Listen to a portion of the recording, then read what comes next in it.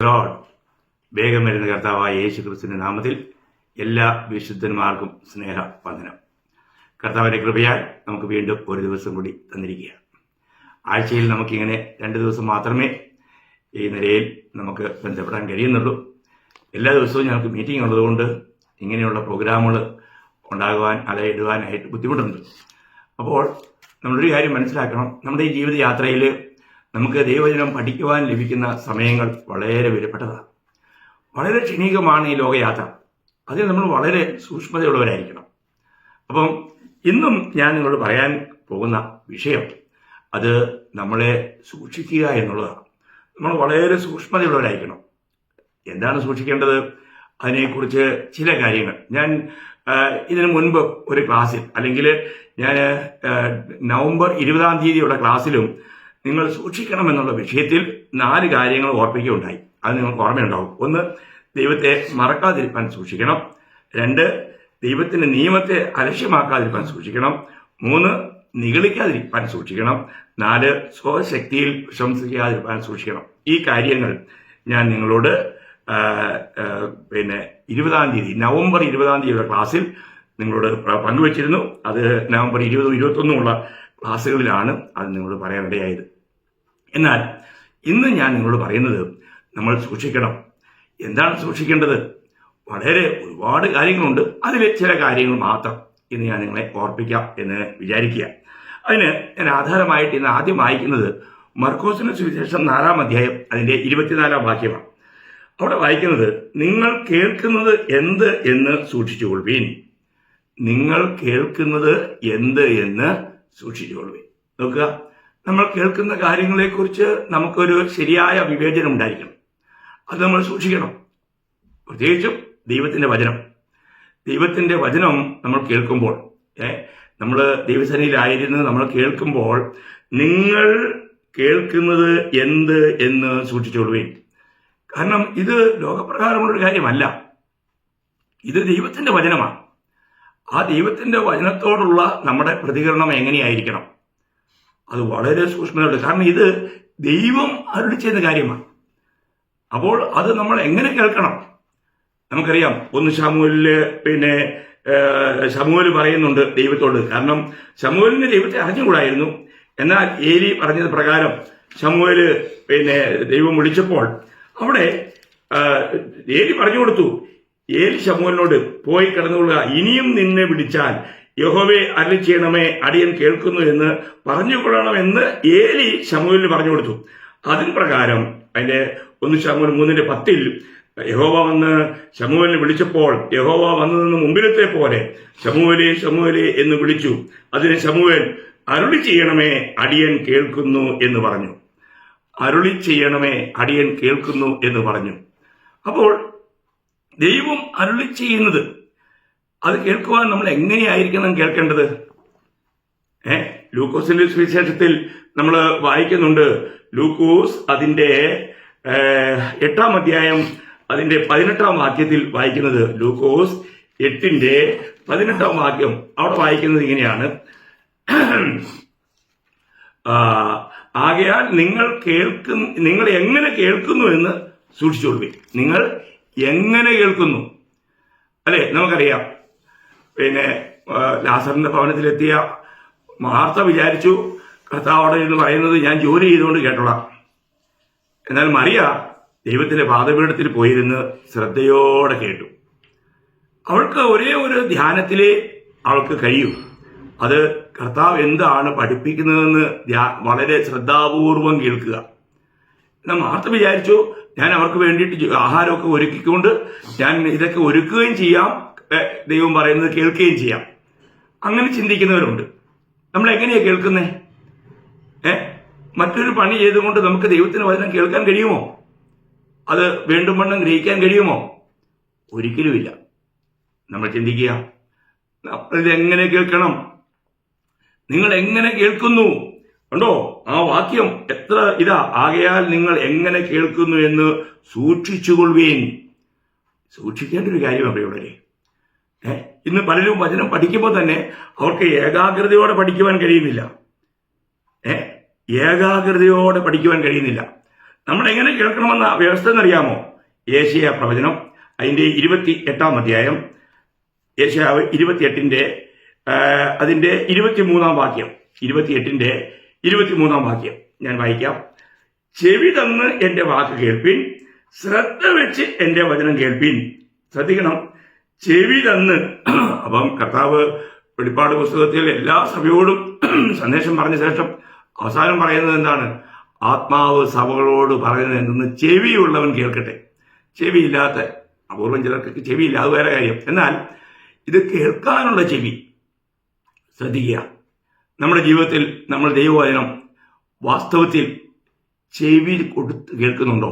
ഇവിടെ ഈ വാക്യം കേട്ടോ, ചെവി തന്ന് എന്റെ വാക്ക് കേൾപ്പിൻ, ശ്രദ്ധ വെച്ച് എന്റെ വചനം കേൾപ്പിൻ.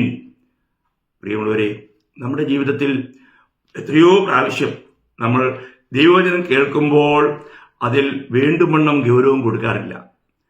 അത് വളരെ ഗൗരവമായി കേൾക്കേണ്ട ഒരു കാര്യമാണ്. നമ്മൾ ദൈവവചനത്തെ ദൈവവചനമായിട്ട് അത് മനസ്സിലാക്കി അതിന് വേണ്ട ബഹുമാനം കൊടുക്കുന്നില്ല എങ്കിൽ ആ ദൈവവചനം നമ്മൾ ക്രിയ ചെയ്യുകയില്ല. നമുക്കറിയാം, പിന്നെ കൊർന്നേല്യോസിന്റെ ഭവനത്തിലേക്ക് പത്രോസ് കടന്നു ചെന്നപ്പോൾ അവിടെ കൊർന്നേല്യോസ് പറയുന്ന ഒരു കാര്യം വളരെ ശ്രദ്ധേയമാണ്. അവിടെ കൊർന്നേല്യോസ് തന്റെ ബന്ധുക്കളെല്ലാം കൂട്ടിയിട്ടുണ്ട്, അവരെല്ലാവരും കൂടിയിരിക്കുകയാണ്. ഉടനെ പത്രോസ് എന്നപ്പോൾ പറയാണ്, നീ വന്നത് ഉപകാരം, കർത്താവ് നിന്നോട് കൽപ്പിച്ചതൊക്കെയും കേൾപ്പാൻ ഞങ്ങളെല്ലാവരും ഇവിടെ ദൈവത്തിന്റെ മുമ്പാകെ കൂടിയിരിക്കുന്നു. കണ്ടോ, ഇതാ പ്രിയമുള്ളവരെ നമ്മൾ ദൈവത്തിന് കൊടുക്കേണ്ട ബഹുമാനം. പലപ്പോഴും വിശുദ്ധന്മാരെന്ന് പറയുന്ന രക്ഷിക്കപ്പെട്ട ദൈവമക്കൾ കൂടി വരുമ്പോൾ അവര് ദൈവത്തിന്റെ സന്നിധിയിലായിരിക്കുന്നു എന്നുള്ള ആ ബോധം പോലും അവർക്കില്ലാതെയായിരിക്കുന്നത്. അങ്ങോട്ടും നോക്കി ഇങ്ങോട്ടും നോക്കി ഒരു ബഹുമാനവും ദൈവത്തിനില്ല. ഞാൻ ഇന്ത്യൻ ആർമിയിൽ ജോലി ചെയ്തുകൊണ്ട് ഞാനിത് തുടരെ പറയുന്നതിന് കാരണം ഡിസിപ്ലിൻ നമ്മൾ പഠിക്കണം. ദർബാറിൽ വെച്ച് ഇരിക്കുമ്പോൾ നമ്മൾ ഒരിക്കലും അവിടെ ഇവിടെ നോക്കാൻ പറ്റിയല്ല. ആ പറയുന്ന കമാൻഡിങ് ഓഫീസറിന്റെ ആ മുഖത്തേക്ക് തന്നെ നാം നോക്കിയിരിക്കണം. ഇല്ലെങ്കിൽ അതിന് ശിക്ഷയുണ്ട്. ശ്രദ്ധിക്കുക. അങ്ങനെയാണെങ്കിൽ രാജാതി രാജാവ് ആ ദൈവത്തിന്റെ ദർബാറിൽ നമ്മൾ ആയിരിക്കുമ്പോൾ, ആ ദൈവവചനത്തിന് മുമ്പിലായിരിക്കുമ്പോൾ എങ്ങനെയായിരിക്കണം ദൈവമക്കളെ? നമ്മൾ കൊടുക്കേണ്ട ബഹുമാനം കൊടുക്കുന്നില്ല എങ്കിൽ അതുകൊണ്ട് നഷ്ടം നമുക്കല്ലേ? നമ്മളതിനെ ചിന്തിക്കുക. എത്രയോ പ്രാവശ്യം നമ്മൾ ഈ വചനം കേട്ടപ്പോൾ ഇതൊക്കെ എപ്പോഴും കേൾക്കുന്ന കാര്യമല്ലേ, ഇതൊക്കെ എനിക്കറിയാം എന്നുള്ള ഭാവത്തിലൊക്കെയാണോ നമ്മൾ കേൾക്കുന്നത്? ഓരോ പ്രാവശ്യം ദൈവം കേൾപ്പിക്കുമ്പോഴും ദൈവത്തിന് നമ്മുടെ ഉള്ളത്തോട് ഇടപെടാനുണ്ട്, നമ്മുടെ ജീവിതത്തോട് ഇടപെടാനുണ്ട്. നമ്മുടെ ജീവിതത്തെ ക്രമീകരിക്കുവാൻ ദൈവം നമ്മളെ ഉദ്ബോധിപ്പിക്കുകയാണ്. നമ്മളോട് ദൈവമാണ് സംസാരിക്കുന്നത് എന്നുള്ള ആ ബോധ്യം നമുക്ക് വേണം. ഇവിടെ കൊർന്നേല്യോസിന്റെ ഭവനത്തിൽ അവർ വചനം കേട്ടപ്പോൾ അവിടെ എന്താ സംഭവിച്ചേ? അവരെല്ലാവരും ദൈവസന്നിധിയിലാണെന്നുള്ള ബോധത്തോടെ, ഇത് ദൈവവചനമാണെന്നുള്ള ഗൗരവത്തോടെ അവർ കേട്ടപ്പോൾ അതിന്റെ 44-ാം വാക്യത്തിൽ വായിക്കുന്നു, ഈ വാക്കുകളെ പത്രോസ് പ്രസ്താവിക്കുമ്പോൾ തന്നെ വചനം കേട്ട എല്ലാവരുടെ മേലും പരിശുദ്ധാത്മാവ് വന്നു. കണ്ടോ, അവരെല്ലാവരും ആത്മാവിനെ പ്രാപിക്കുവാനിടയായി തീർന്നു. ദൈവത്തിന്റെ ആത്മാവ് അവരുടെ മേൽ വരുവാനിടയായി തീർന്നു. ഇന്ന് വചനം കേൾക്കുന്നവരുടെ മേൽ ആത്മാവിന്റെ പ്രവൃത്തി എന്തുകൊണ്ട് നടക്കുന്നില്ല? അല്ലെങ്കിൽ ആത്മാവ് എന്തുകൊണ്ട് അവരുടെ മേൽ വരുന്നില്ല? കാരണം വചനത്തെ അവർ നിന്ദിക്കുക. വചനത്തെ നിന്ദിക്കുന്നത് ദൈവത്തെ നിന്ദിക്കുക. അങ്ങനെയുള്ളവരുടെ മേൽ ദൈവത്തിന്റെ ആത്മാവ് വരുമോ? അപ്പോൾ നമ്മുടെ ജീവിതത്തിൽ നമ്മൾ എത്രമാത്രം നമ്മൾ സൂക്ഷിക്കേണ്ട കാര്യങ്ങളെ സൂക്ഷിക്കുന്നുണ്ടോ? ഇല്ലെങ്കിൽ നമ്മൾ വഞ്ചിക്കപ്പെടാം. ഈ ചെറിയൊരു ആയുസ്സിൽ നമ്മൾ വളരെ സൂക്ഷ്മതയുള്ളവരായിരിക്കണം. വളരെ പ്രത്യേകിച്ചും ആത്മീയ കാര്യങ്ങളിൽ നമ്മൾ അതിനെ നമ്മൾ നിസ്സാരവൽക്കരിക്കരുത്. അതിന്റെ ഗൗരവം നമ്മൾ നഷ്ടപ്പെടുത്തരുത്. പലരും വചനം വായിക്കുമ്പോൾ തന്നെ അവർക്ക് ആ വചനം ഗ്രഹിക്കാൻ പോലും കഴിയുന്നില്ല. കാരണം അതവർ അശ്രദ്ധമായിട്ട് വായിക്കുന്നു. എന്തോ ഒരു കർത്തവ്യം നിവർത്തിക്കുക എന്നുള്ള രീതിയിൽ മാത്രം വായിക്കുന്നതുകൊണ്ട് അവർക്കത് മനസ്സിലാക്കാൻ കഴിയുന്നില്ല. അവർ ആത്മാവിലോ വായിക്കുന്നില്ല. നമ്മളിത് വായിക്കുമ്പോൾ തന്നെ ഇത് ദൈവത്തിന്റെ വചനമാണ്, ദൈവവചനം എന്നോട് സംസാരിക്കാൻ പോവുകയാണ്, അതുകൊണ്ട് എന്നോട് അഡ്വൈറ്റ് ചെയ്യണം എന്നുള്ള ആ വലിയൊരു ഒരുക്കത്തോടെ നമ്മൾ ദൈവവചനം വായിക്കണം. കേൾക്കുമ്പോഴും അങ്ങനെ തന്നെ ദൈവം എന്നോട് സംസാരിക്കും, ദൈവം എന്നോട് എന്താണ് ഇടപെടാൻ പോകുന്നത്, സംസാരിക്കാൻ പോകുന്നത് എന്ന് നമ്മൾ ശ്രദ്ധ വെച്ച് കേൾക്കണം. പ്രിയമുള്ളവരെ, ചെവി കൊടുത്ത് കേൾക്കണേ. അപ്പോൾ ഇന്നത്തെ സന്ദേശവും നിങ്ങൾ ആ നിലയിൽ കേൾക്കണമെന്നാണ് എനിക്ക് നിങ്ങളോട് അഭ്യർത്ഥിക്കാനുള്ളത്. കാരണം നമ്മൾ അവസാനത്തിന്റെ അവസാന നിമിഷങ്ങളിലാണ്. അപ്പം ഈ അന്ത്യത്തിലായതുകൊണ്ട് ശത്രുവിനറിയാം ഇനി അല്പകാലമേ ഉള്ളൂ എന്ന്. അതുകൊണ്ട് ഏത് നിലയിലും വിശുദ്ധന്മാരെ അവരുടെ ഓട്ടക്കളത്തിൽ അവരെ ഒന്ന് വീഴിക്കുവാൻ, അവരെ ഒന്ന് തകർക്കുവാൻ, അവരുടെ ഉത്സാഹം കെടുത്തുവാനായിട്ട് ശത്രു പല നിലയിൽ പ്രവർത്തിക്കും. അതുകൊണ്ട് നമ്മൾ ജാഗരൂകരായിരിക്കണം. നമുക്കറിയാം കർത്താവ് തന്റെ ശിഷ്യന്മാരുമായിട്ട് തന്റെ അന്തിമ സമയങ്ങൾ ചെലവഴിക്കുമ്പോൾ അവിടെ നമ്മൾ മത്തായി 24-ാം അധ്യായത്തിൽ കാണുന്ന ഒരു വിശേഷം, യേശു ദേവാലയം വിട്ടുപോകുമ്പോൾ ശിഷ്യന്മാർ അവന് ദേവാലയത്തിന്റെ പണി കാണിക്കേണ്ടതിന് അവന്റെ അടുക്കൽ വന്നു. അവൻ അവരോട്, ഇതെല്ലാം കാണുന്നില്ലയോ? ഇടിഞ്ഞു പോകാതെ കല്ലിന്മേൽ കല്ല് ഇവിടെ ശേഷിക്കുകയില്ല എന്ന് ഞാൻ സത്യമായിട്ട് നിങ്ങളോട് പറയുന്നു എന്ന് പറഞ്ഞു. അപ്പോൾ ശിഷ്യന്മാരെ സംബന്ധിച്ചിടത്തോളം ദേവാലയം എന്നുള്ളത് അവർക്ക് വളരെ പ്രധാനമുള്ള ഒരു കാര്യം തന്നെയാണ്. അപ്പൊ അതിന്റെ പണികൾ എത്ര വലിയ വലിയ കല്ലുകൾ കൊണ്ടാണ് പണിതിരിക്കുന്നത്, എത്ര മനോഹരമാണ്. സൂര്യൻ ഉദിച്ചു വരുമ്പോൾ വെട്ടിത്തിളങ്ങുന്ന ദേവാലയം. അവരിതെല്ലാം കണ്ട് കർത്താവോട് പറഞ്ഞപ്പോൾ കർത്താവ് പറയാണ്, ഇതിന്റെ കല്ലിന്മേൽ കല്ല് ശേഷിക്കുകയില്ല. അതെല്ലാം സംഭവിച്ചത് ചരിത്രമായി മാറി നമുക്കെല്ലാവർക്കും അറിയാം. AD 70 തീത്തോസ് കൈസർ വലിയ സൈന്യവുമായി വന്ന് ഈ യെരുശലേമിനെ നശിപ്പിക്കുമ്പോൾ ഒരു ശിപായി ഒരു പന്തമെറിഞ്ഞ് ഈ ദേവാലയം കത്തുവാനിടയായി. അവിടെ ഉണ്ടായിരുന്ന സ്വർണമെല്ലാം ഉരുകി കല്ലിനിടയിലേക്ക് പോയതുകൊണ്ട് നമ്മൾ ചരിത്രത്തിൽ വായിക്കുന്നത് ആനയെ കൊണ്ടുവന്ന് ഉഴുതുമറിച്ചെന്ന. കാരണം മനുഷ്യരെ കൊണ്ടൊന്നും അനക്കാൻ പറ്റിയല്ല, അതുപോലെ വലിയ വലിയ കല്ലുകളാണ്. ആനയെ കൊണ്ടുവന്ന് ഉഴുതുമറിച്ച് കല്ലിന്മേൽ കല്ല് ശേഷിക്കാതെ അത് ഇല്ലാതാക്കത്തക്ക നിലയിൽ അതായിത്തീർന്നു. കർത്താവ് പറയുന്ന ഒരു വാക്കും അത് പൂർണ്ണമാകാതിരിക്കുകയില്ല. അപ്പോൾ എന്നിട്ട് അപ്പോൾ അവര് ചോദിക്കുന്ന ഒരു ചോദ്യമുണ്ട്. അവൻ ഒലിവുമലയിൽ ഇരിക്കുമ്പോൾ ശിഷ്യന്മാർ തനിച്ച് അവന്റെ അടുക്കൽ വന്ന് അത് എപ്പോൾ സംഭവിക്കുമെന്നും നിന്റെ വരവിനും ലോകാവസാനത്തിനും അടയാളം എന്തെന്നും പറഞ്ഞു തരണം എന്ന് അപേക്ഷിച്ചു. അപ്പോൾ അവര് 3 ചോദ്യം ചോദിക്കുന്നേ. അതെപ്പോൾ സംഭവിക്കും എന്ന് പറഞ്ഞാൽ കല്ലിന്മേൽ കല്ല് ശേഷിക്കയില്ല എന്ന് പറഞ്ഞ ആ നാശം എപ്പോൾ സംഭവിക്കും? രണ്ടാമത്തെ ചോദ്യം നിന്റെ വരവ് എപ്പോഴാണ്? ലോകാവസാനത്തിന്റെ അടയാളം എന്ത്? ഇങ്ങനെ 3 ചോദ്യങ്ങളാണ് ചോദിച്ചത്. എന്നാൽ കർത്താവ് ആദ്യം കൊടുക്കുന്ന ഉത്തരത്തിനാണ് വലിയ ഗൗരവം. അതതിന്റെ 4-ാം വാക്യം വളരെ ശ്രദ്ധിക്കണം. ഉടനെ പറയാണ്, അതിന് യേശു ഉത്തരം പറഞ്ഞത്, ആരും നിങ്ങളെ തെറ്റിക്കാതിരിപ്പാൻ സൂക്ഷിച്ചുകൊള്ളുവീൻ. പ്രിയമുള്ളവരെ, ഇത് ഏറ്റവും വലിയ വിഷയം. നമ്മളെ ഏതെങ്കിലും നിലയിൽ തെറ്റിക്കുവാൻ ശത്രു ഇങ്ങനെ വലയൊരുക്കിക്കൊണ്ടിരിക്കുക. നമ്മളെ കർത്താവിൽ നിന്നും അകറ്റുവാൻ അത് ചിലപ്പോൾ നമ്മളിലേക്ക് കടത്തിവിടുന്ന ചിന്താഗതികളിലൂടെ ആയിരിക്കാം.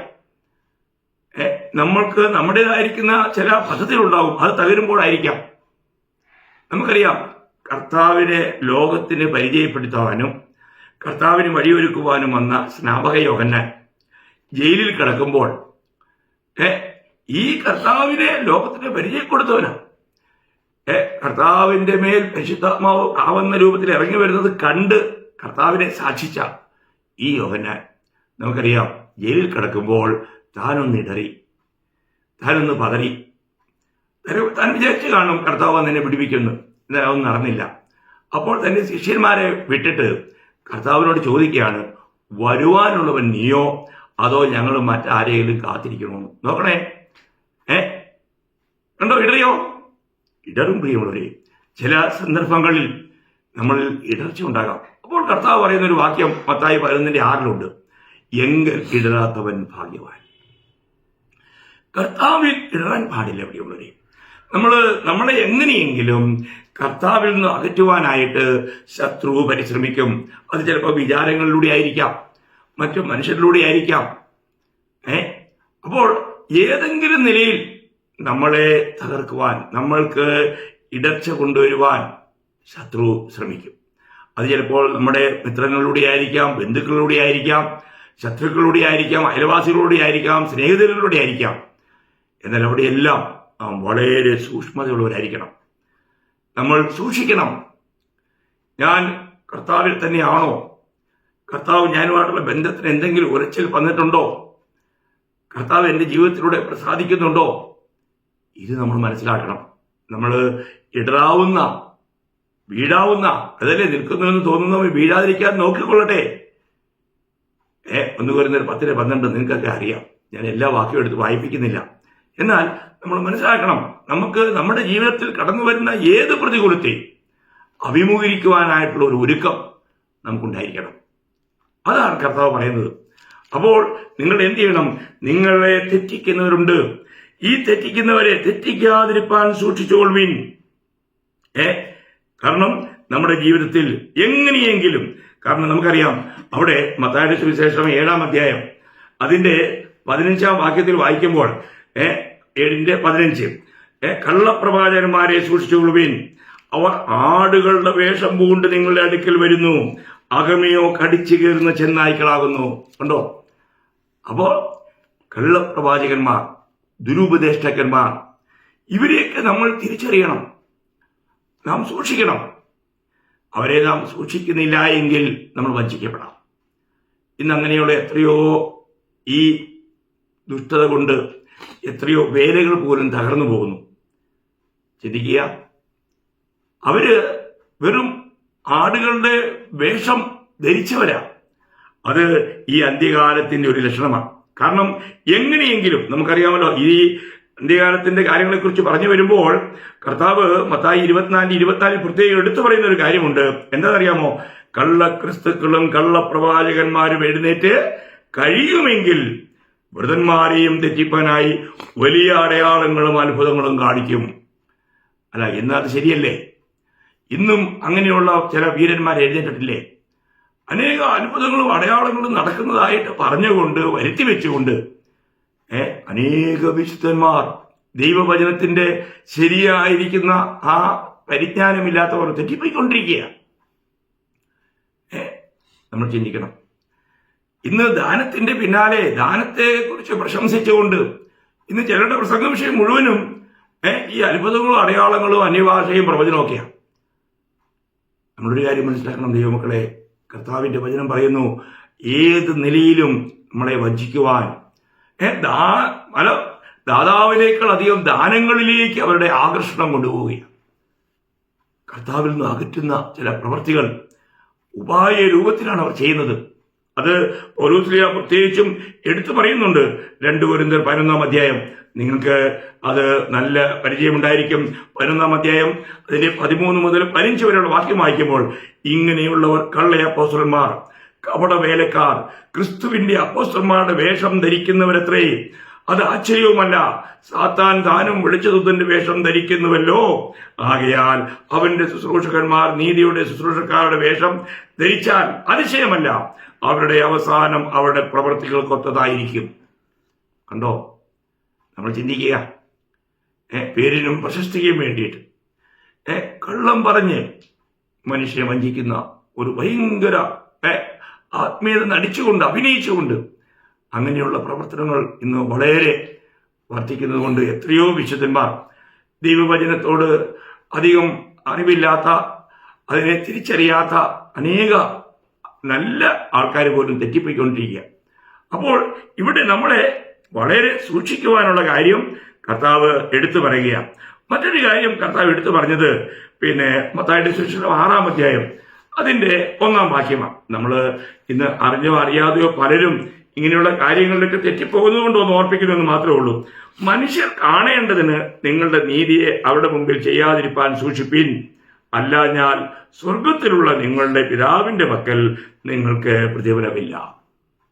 പ്രിയമുള്ളവരെ, നമ്മൾ ചെയ്യുന്ന ഏതെങ്കിലും ഒരു പ്രവൃത്തി ആരെങ്കിലും കണ്ടിട്ട് ഞാനൊരു ആത്മീയനാണ്, ഞാൻ വലിയ ഭക്തനാണ് എന്ന് മറ്റുള്ളവർക്ക് നമ്മളെക്കുറിച്ചൊരു ബോധ്യം വരണമെന്നുള്ള ചിന്തയിൽ നാം എന്തെങ്കിലും കാര്യങ്ങൾ ചെയ്യുന്നെങ്കിൽ അവർ വാസ്തവത്തിൽ ഒരു കപടഭക്തനാണ്. മാത്രമല്ല, അവരെത്ര നല്ല പ്രവൃത്തി ചെയ്താലും അതിന് പ്രതിഫലമില്ല. നമുക്കറിയാം, മത്തായി 10:42 കർത്താവ് പറയുന്നുണ്ട്, എന്റെ ദാസനെ നനച്ച് ഒരു ഗ്ലാസ് വെള്ളം കൊടുക്കുന്നവന് പ്രതിഫലം കിട്ടാതിരിക്കുകയില്ല.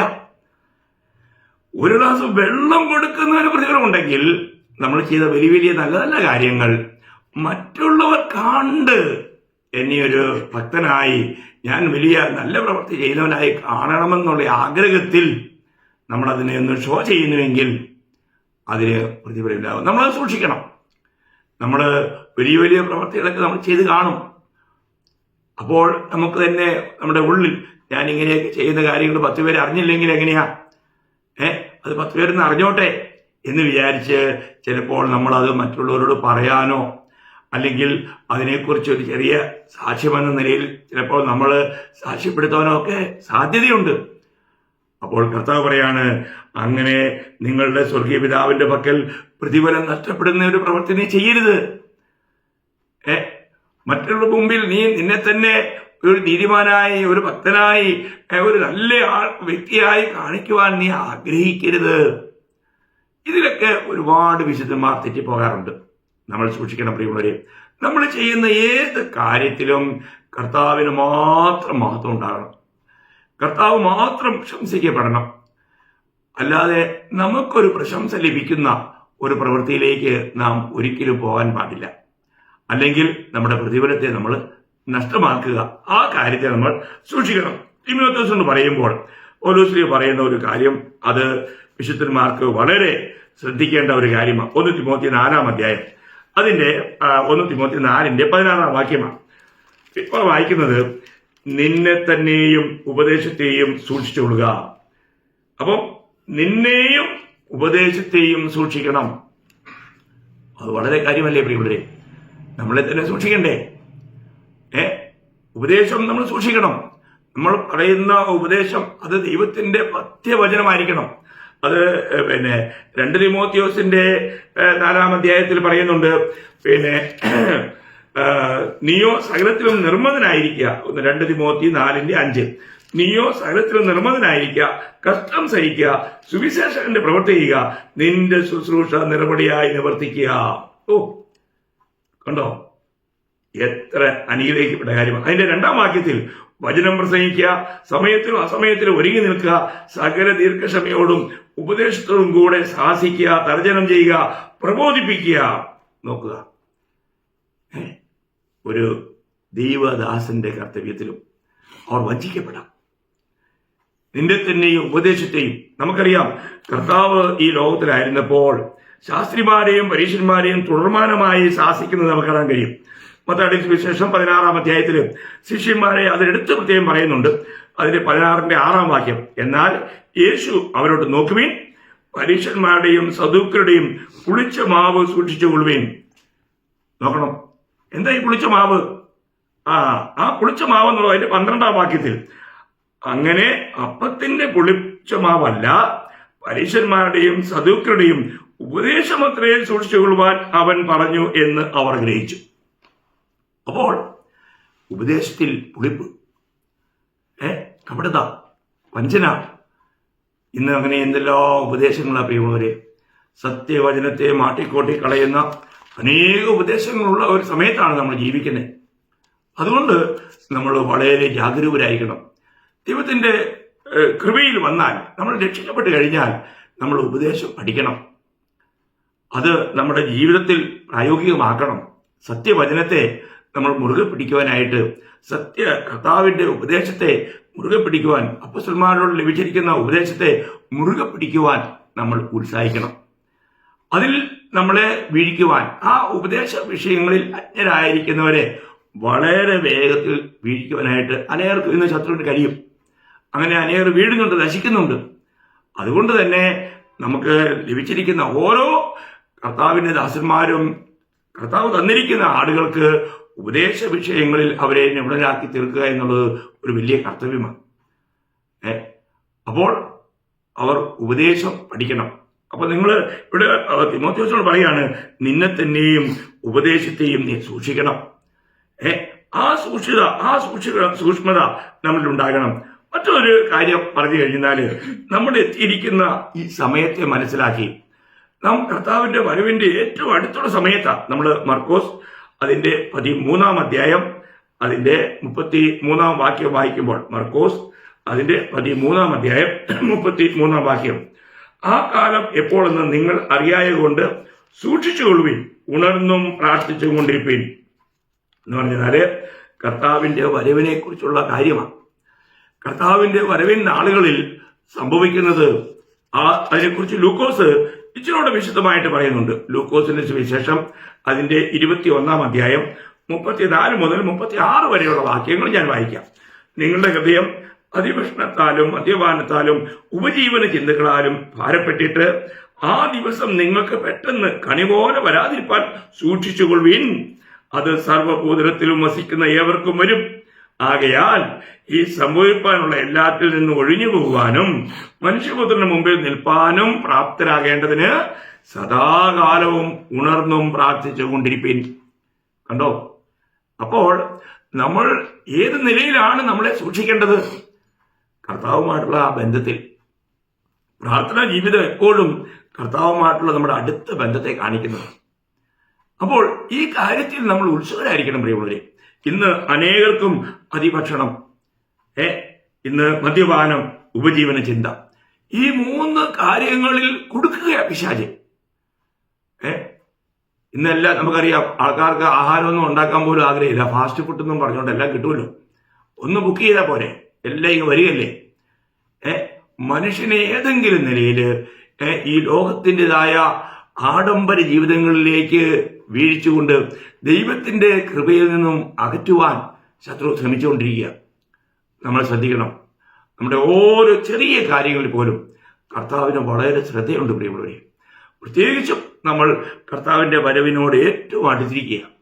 നമുക്ക് എത്രമാത്രം ഈ കാര്യങ്ങളിൽ ജാഗരൂകരാകാൻ കഴിയുന്നുണ്ട്? ഇന്ന് കർത്താവ് വരുമെന്നുള്ള ആ നിലയിൽ നമ്മൾ ഒരുങ്ങിയിട്ടുണ്ടോ? അപ്പോൾ കർത്താവിന്റെ മുമ്പിൽ നിൽക്കണമെങ്കിൽ ഇവിടെ എന്ത് ചെയ്യണമെന്നാണ് പറഞ്ഞിരിക്കുന്നത്? നിങ്ങൾ പ്രാപ്തരാകുവാൻ സദാകാലവും ഉണർന്നും പ്രാർത്ഥിച്ചുകൊണ്ടിരിപ്പിൻ. എന്ന് വെച്ചാൽ നമ്മളെ ഏൽപ്പിച്ചിരിക്കുന്ന കർത്തവ്യങ്ങൾ നിവർത്തിച്ചുകൊണ്ട് നാം പ്രാർത്ഥനാ നിരതരായിരിക്കണം. നിരന്തരമായിട്ടുള്ളൊരു പ്രാർത്ഥനാ ജീവിതം എന്ന് പറഞ്ഞാൽ ദൈവവുമായിട്ടുള്ള യഥാർത്ഥ സമ്പർക്കത്തിൽ നമ്മൾ നടക്കുമ്പോഴും ഈവൻ നമ്മൾ ഭക്ഷിക്കുമ്പോഴും നമ്മൾ കിടക്കുമ്പോഴും ഒക്കെ നമുക്ക് ദൈവവുമായിട്ടുള്ള ഒരു യഥാർത്ഥ സമ്പർക്കത്തിൽ നാം ആയിരിക്കണം. നമ്മുടെ ആത്മാവിൽ ജാഗരൂകരായിരിക്കണം. കർത്താവുമായിട്ടുള്ള, ഞാൻ എപ്പോഴും പറയാറുണ്ട്, നിങ്ങൾ കിടക്കാൻ പോകുമ്പോൾ പോലും ദൈവവചനത്തിന്റെ ഒരു ഭാഗം വായിച്ച് ധ്യാനിച്ച് ആ ധ്യാന ചിന്തകളിൽ നിങ്ങൾ കിടന്നുറങ്ങുന്നുവെങ്കിൽ നിങ്ങൾ എഴുന്നേൽക്കുമ്പോഴും നിങ്ങൾക്ക് വളരെ ആത്മീയമായ ശക്തരായിട്ട് എഴുന്നേൽക്കാൻ കഴിയും. തുടർമാനമായിട്ടുള്ള ദൈവത്തിന്റെ ഇടപെടലുകൾ നടന്നുകൊണ്ടിരിക്കും. ഇതൊക്കെ സ്വർഗം ചെയ്യുന്ന കാര്യങ്ങളാണ്, ക്രമീകരണങ്ങളാണ്. നിങ്ങളത് മനസ്സിലാക്കണം. ഇതൊക്കെ അനേക കാര്യങ്ങളും ഞാൻ എൻ്റെ വ്യക്തിപരമായ അനുഭവത്തിലൂടെയും ഞാൻ പറയുന്ന കാര്യങ്ങളാണ്. അവസാനം ഒരു കാര്യം കൂടെ പറഞ്ഞിട്ട് ഞാൻ വേഗം ഈ സംഭാഷണം നിർത്താം, ഈ ക്ലാസ് നിർത്താമെന്ന് ആഗ്രഹിക്കുന്നു. യൂദായുടെ ലേഖനത്തിൽ വളരെ സൂക്ഷിക്കേണ്ട ഒരു കാര്യത്തെക്കുറിച്ച് പറയുന്നുണ്ട്. യൂദായുടെ ലേഖനം അതിന്റെ 21 വാക്യം ഞാൻ വായിക്കാം. വളരെ അനുഗ്രഹിക്കപ്പെട്ട വാക്യമാണ്. നമ്മുടെ കർത്താവായ യേശുക്രിസ്തുവിന്റെ കരുണയ്ക്കായി കാത്തിരുന്നുകൊണ്ട് ദൈവസ്നേഹത്തിൽ നിങ്ങളെ തന്നെ സൂക്ഷിച്ചുകൊള്ളുവിൻ. കണ്ടോ?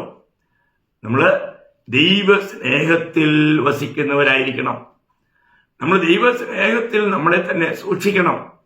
പറയുന്നതിന്റെ അർത്ഥം നമ്മൾ ചെയ്യുന്നതെല്ലാം 1 കൊരിന്ത്യർ 16:14 വായിക്കുന്നുണ്ട്. നിങ്ങൾ ചെയ്യുന്നതെല്ലാം സ്നേഹത്തിൽ ചെയ്യുവിൻ. അപ്പൊ ദൈവസ്നേഹത്തിൽ നമ്മൾ ആയിരിക്കണം. നമ്മുടേതായിരിക്കുന്ന സ്നേഹത്തിന് ദൈവസ്നേഹത്തിനും വളരെ അകൽച്ചയുണ്ട്. ദൈവസ്നേഹത്തിൽ നമ്മളെ തന്നെ സൂക്ഷിക്കുക. നാം ആയിരിക്കുന്നത് ഇന്ന് ആ സ്നേഹത്തിലാണോ? നാം നിൽക്കുന്നത് ദൈവകൃപയിലാണ്. എന്നാൽ നാം ആയിരിക്കേണ്ടത് ദൈവത്തിന്റെ സ്നേഹത്തിലായിരിക്കണം. നാം ചെയ്യുന്ന കാര്യങ്ങൾ, പ്രവർത്തിക്കുന്നതെല്ലാം ദൈവസ്നേഹത്തിലായിരിക്കണം. എത്ര വലിയ കാര്യമാണ്! ആ ദൈവസ്നേഹത്തിന്റെ ആഴങ്ങളാണ് നാം പഠിക്കേണ്ടത്. അത് ഞാൻ എപ്പോഴും പറയാറുണ്ട്. 1 കൊരിന്ത്യർ 13 4 മുതൽ 7 വരെ ദൈവസ്നേഹത്തിന്റെ ഒരു വിശാല ചിത്രം പൗലോസ്ലീഹ വരച്ചു കാട്ടിയിട്ടുണ്ട്. 15 കൂട്ടം കാര്യങ്ങൾ. ദൈവസ്നേഹം എന്ത് ചെയ്യുന്നു, എന്ത് ചെയ്യുന്നില്ല എന്ന് അവിടെ എടുത്തു പറയുന്നു. പിന്നെ സ്നേഹത്തിന്റെ അപ്പോസ്തലനായ യോഹന്നാൻ തന്റെ 1-ാം ലേഖനം ആ സ്നേഹത്തെക്കുറിച്ചുള്ള വളരെ ഗഹനമായിരിക്കുന്ന ഒരു ലേഖനമാണ്. നമ്മളതെല്ലാം വായിക്കണം. നമ്മളെ തന്നെ ദൈവസ്നേഹത്തിൽ നമ്മളെ തന്നെ സൂക്ഷിക്കണം. എത്ര അനുഗ്രഹിക്കപ്പെട്ട കാര്യങ്ങളാണ് ദൈവമക്കളെ. നമ്മളെ തന്നെ സൂക്ഷിക്കുന്നതിൽ ഇന്ന് ജാളികളാണോ? നമുക്ക് നമ്മളോട് തന്നെ ചോദിക്കാം. ഇന്ന് നമ്മൾ ദുഃഖിതരും നിരാശിതമാകുന്നെങ്കിൽ അതിന്റെ അർത്ഥം നമ്മൾ ജഡത്തിലേക്ക് പോകുന്നു എന്നുള്ളതാണ്. ആത്മാവിലായിരിക്കുമ്പോൾ ശത്രുവിന് നമ്മളെ തൊടാൻ കഴിയുകയില്ല. കാരണം അവന്റെ ആഹാരം എന്താ? മണ്ണ. അപ്പൊ നമ്മൾ ജഡത്തിലാകുമ്പോൾ അവന് നമ്മളെ എന്ത് ചെയ്യാൻ പറ്റും? തിന്നാൻ പറ്റും. നമ്മൾ ആത്മാവിലാകുമ്പോൾ അവന് നമ്മളെ തൊടാൻ, സ്പർശിക്കാൻ പറ്റുകയില്ല. അതുകൊണ്ട് നാം എപ്പോഴും ആത്മാവിലായിരിക്കുക, ആത്മീയമായ ചിന്തകളിലായിരിക്കുക, ഉയരങ്ങളുടെ ചിന്തയിലായിരിക്കുക, കർത്താവിലായിരിക്കുക, അവന്റെ സ്നേഹത്തിലായിരിക്കുക, അവന്റെ കൃപയിൽ നിൽക്കുക. അങ്ങനെയുണ്ടെങ്കിൽ ശത്രുവിന് നമ്മളെ സ്പർശിക്കാൻ കഴിയില്ല. ഒരു ജയാളിയായി ജീവിതം നയിക്കാൻ പറ്റും. അതുകൊണ്ട് ഇന്നത്തെ നിങ്ങളോട് എനിക്ക് പറയാനുള്ളത്, നമ്മളെ തന്നെ നമ്മൾ സൂക്ഷിക്കണം പ്രിയമുള്ളവരെ. ഇനി അല്പകാലം കൂടെ മാത്രമേ ഈ പരദേശി യാത്ര ശേഷിക്കുന്നുള്ളൂ. ഏത് സമയത്ത് നമ്മുടെ കർത്താവ് വരും, കാഹളം ധരിക്കും. ക്രിസ്തുവിൽ മരിച്ച വിശുദ്ധന്മാർ ഉയർത്തെഴുന്നേൽക്കും. നാം രൂപാന്തരം പ്രാപിച്ചെടുക്കപ്പെടും. നമ്മളെല്ലാം രൂപാന്തരം പ്രാപിച്ചെടുക്കപ്പെടാനുള്ള തലമുറയാണ് എന്ന കാര്യം മറക്കരുത്. അതുകൊണ്ട് നമുക്ക് വേഗം വരുന്ന കർത്താവിനെ ഒരുക്കങ്ങളിലായിരിക്കാം. നമുക്ക് നമ്മളെ തന്നെ സൂക്ഷിക്കാം. ഞാൻ ഇന്നും വിശ്വാസത്തിലായിരിക്കുന്നോ? ഇന്നും ഞാൻ ദൈവസ്നേഹത്തിൽ ആയിരിക്കുന്നോ? ഇന്നും ഞാൻ ആ കൃപയിൽ തന്നെയാണോ എന്ന് നമ്മെ തന്നെ പരിശോധിക്കാം. ഈ വചനങ്ങളാൽ ദൈവമായ കർത്താവ് എല്ലാവരെയും സമൃദ്ധിയായി അനുഗ്രഹിക്കട്ടെ. കർത്താവിന് മാത്രം